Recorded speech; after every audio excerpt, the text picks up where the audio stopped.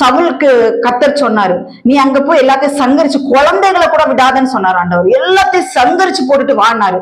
சவுல் கீழ்ப்படியல.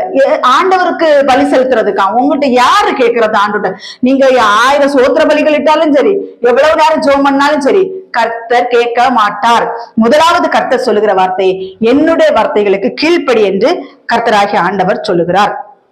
19வது வசனத்துல சொல்லப்பட்டிருக்கிறது பாருங்களேன். இப்படி இருக்க நீர் கர்த்தருடைய சொல்லை கேளாமல் கொள்ளையின் மேல் பறந்து கர்த்தருடைய பார்வைக்கு பொல்லாப்பானது செய்தது என்ன என்றான். இந்த நாட்கள் அநேகர் கொள்ளையின் மேல் பறந்து கொண்டிருக்கிறார்கள்.